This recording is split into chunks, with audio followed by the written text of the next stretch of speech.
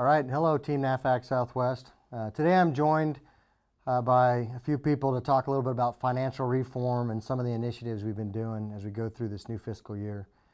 First of all, I've got the Executive Officer, Captain Jeff Powell, Kathy Stewart, our Business Director, and Matt Suess, our Financial Transition Coordinator. Matt, thanks for being willing to jump on that grenade and help out the organization.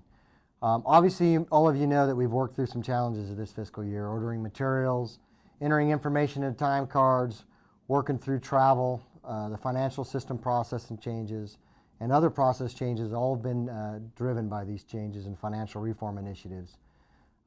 In addition to becoming financially aligned under CNIC, transferring the maintenance UIC for utilities to CNIC, we've also transitioned our product and services from working capital fund to a general fund environment.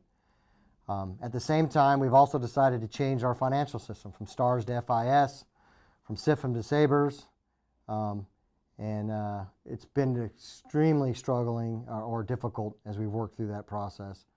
And the challenges are not all resolved yet, so we're continuing to work through it.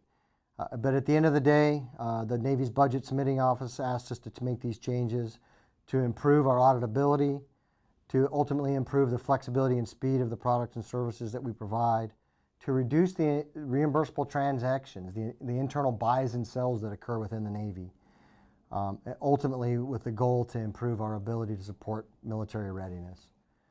These changes are not intended to impact CNIC or NAVFAC's commanders' responsibilities, what we're accountable for, our missions, functions, or tasks. They do not change the mission of NAVFAC. They do not change what products and services we deliver every day to the fleet, fighter, and family in the field. These products and services will change in how we do them, primarily from a financial perspective, and we're working through the processes to make sure that that has the minimal impact to our organization. I'd like to turn it over to Kathy to give a few points and provide some information with respect to this process and these changes. Thanks, Gilbert. You're welcome.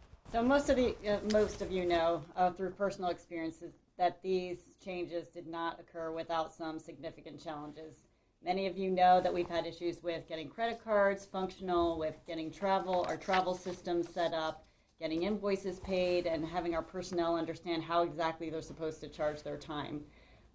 We've had to learn new financial systems in which user instructions weren't clear, our system interfaces weren't working, and we were actually building the systems as we were trying to use them. So despite these challenges, and we are still working through them, our teams really have done some amazing things in light of the complexities that we were faced with. These new financial systems were not designed for commands like ours, where we take in a lot of reimbursable documents and have a lot of reimbursable customers. In many cases, interfaces weren't functional, and the time frame for conversion was very, very short. So we definitely have had some challenges, and I'm really amazed by how our teams have worked through them. And so there have been frustrations, but what I am really impressed with is how members of our team from all over the command really came in and jumped in to try and solve the problem. So we set up tiger teams, and people were willing to just give it all they had to solve the problems.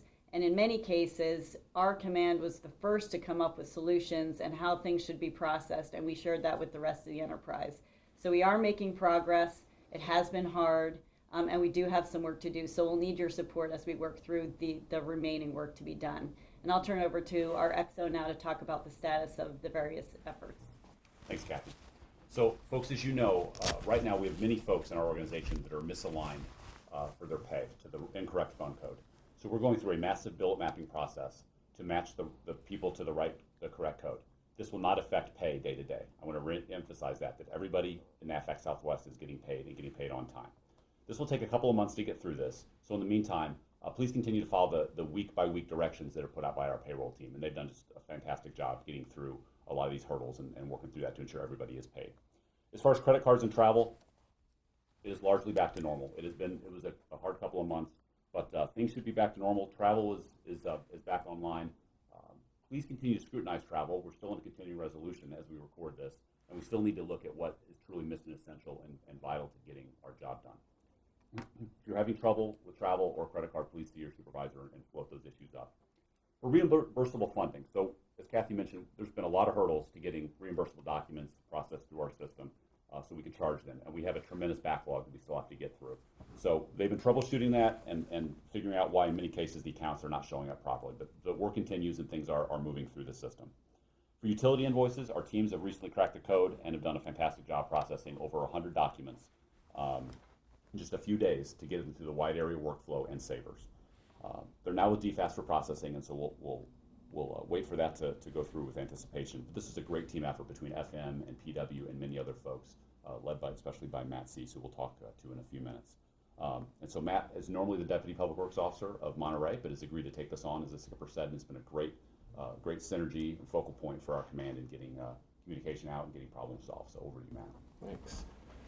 So, among the many steps the command has taken, one was getting me to transfer over into this position for a temporary assignment. One of my focuses has been trying to communicate these changes.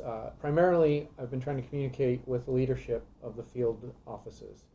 I've been sending a series of emails that identify different issues, communicate how the new process, whether an interim process or a workaround or the final process. I've also been trying to, I've had to ask them to take various actions to help the transition. After the, in addition to the email, they also are able to come to me with questions, and then I farm those out and try to get answers back to them. So I'm just the touch point to your field leadership. We have also established a weekly call where the leadership dials in and we can ask questions and we pass down information. In addition, we most recently have started putting in an update in the command plan of the week with a lot of this information so that it can reach a wider audience. So please check the command plan of the week for information. There's also been some repositories of information that are made available on the web. In particular, there's a great site on the NAVFAC portal. We've also set up a site on MillSuite for information more focused towards the program analyst. But the addresses for those two sites are in the 18 to 24 November plan of the week. So if you dig that one up, you can find it and go to those sites. That's all I have. Thank you. All right, thanks, Matt, XO, BD. Your insights, your leadership through this challenging time has been truly appreciated. And thanks to everybody at NAVFAC Southwest for your support. We're not finished yet, but we've come a long way, and we've done it through your support, your hard work. You know, the chief challenge is at the very beginning of this transition to not allow this transition to impact any of our supported commands. As I go around to the field offices, as I interact with our supported commands, no one yet has complained that we have impacted their products and services because of this transition. And that's because of a lot of hard work in each and every one of you and this leadership team that's helping us solve the problems as they come up. As Kathy said, in many of the times when we've come up to a hurdle, our team has rallied, put an OPT together, came up with a solution, and then shared it with the enterprise. And that just goes back to the strength of the team, that our ability to innovate and our willingness to roll up our shirt sleeves and solve the hard problems. I'm humbled and honored to serve alongside of you. This command is extremely strong, and you emulate the Navy history, our 177 years of history that we've solved problems, overcame issues, and continue to be the strongest Navy in the world. And it's because of people like you and the people that I'm fortunate to work with at this table that we're able to be successful. And I'm confident we're going to have additional issues that are going to come up, but we're going to rise to the challenge and overcome them. And I'd just like to thank each and every one of you for your dedication, your hard work, and your service to the nation.